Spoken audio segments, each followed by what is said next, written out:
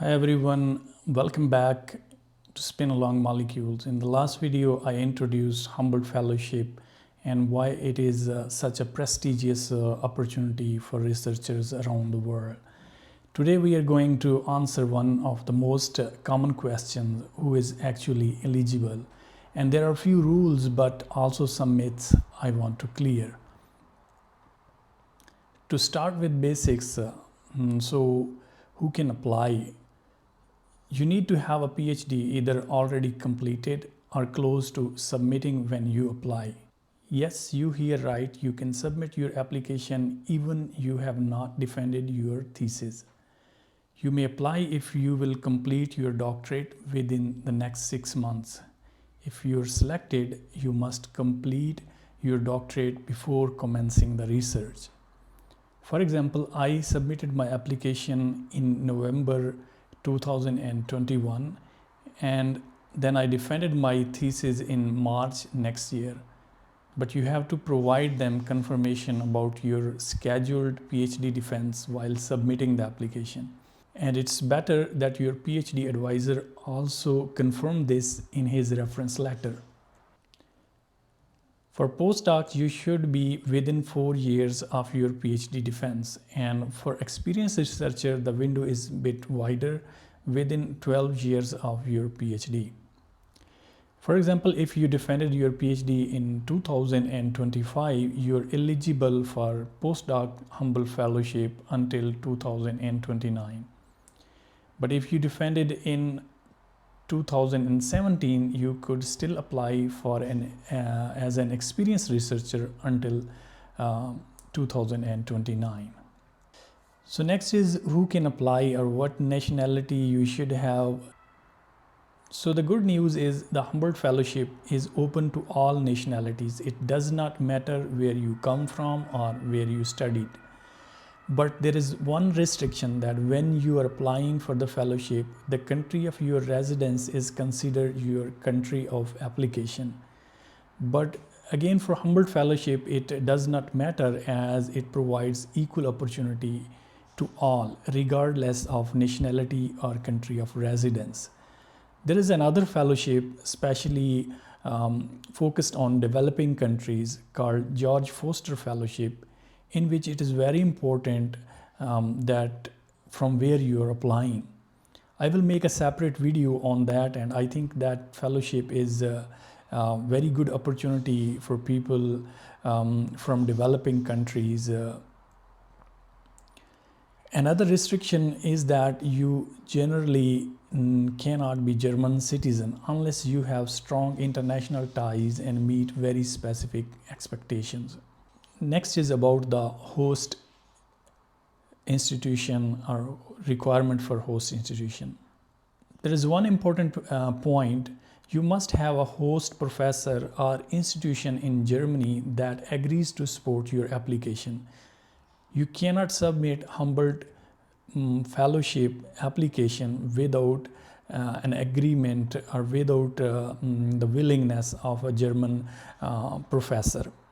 That means you identify a researcher in Germany whose work aligns with your work, and you reach out to them and explain your project, and if they agree, they provide a confirmation letter to include in your application.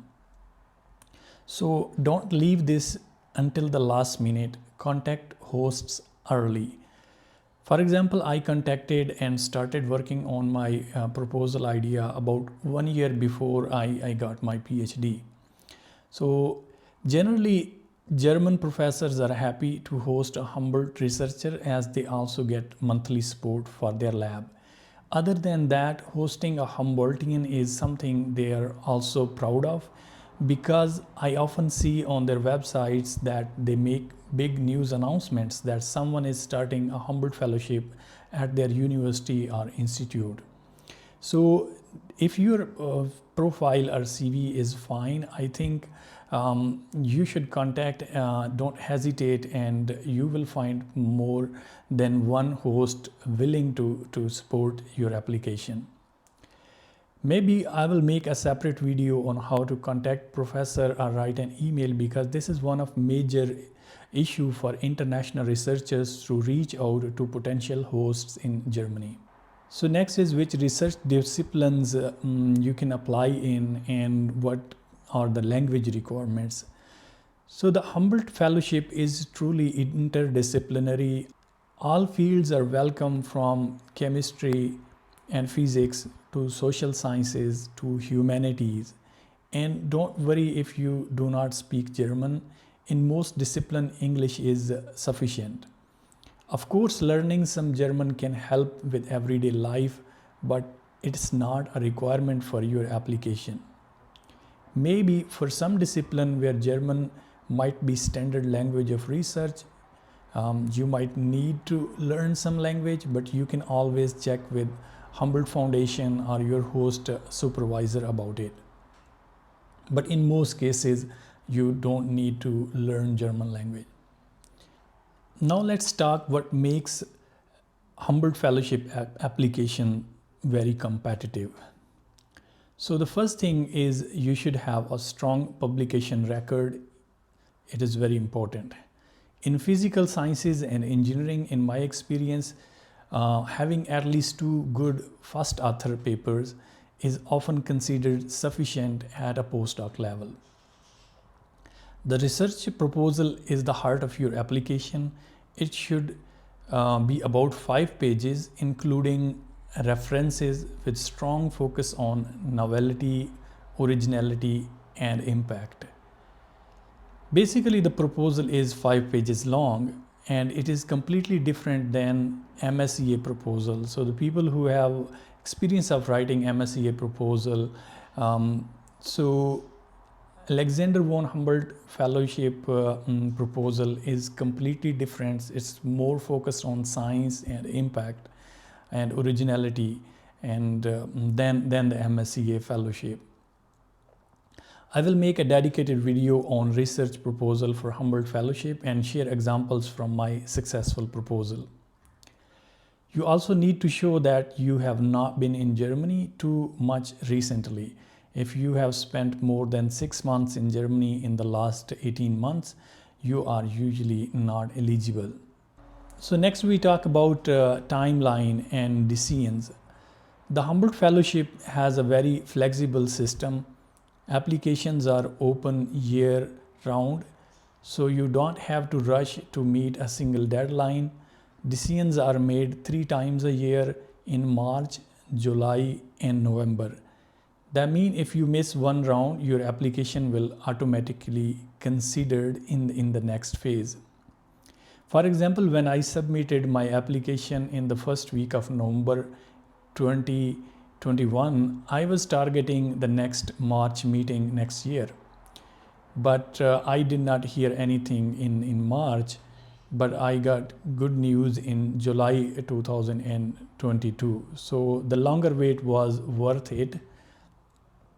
So here you should not be worried about the time, but normally expect around 6 months for the decision to come. Here are a few more quick tips if you are considering applying. So first thing is contact potential host as early as possible and discuss your project before you even start writing. Make sure your proposal is focused and science driven. It's not about flashy language. It's about solid and original research. Do not be discouraged if your CV is not perfect. Humboldt looks for potential and strong scientific idea, not just a long list of publications. So that's who is eligible for Humboldt Fellowship. In the next video, I will walk you through the application process step by step, so you know exactly what document to prepare and how to submit. If you found this useful, hit like, subscribe to follow the full series. And if you have any questions, drop them in the comments below. I will be happy to answer.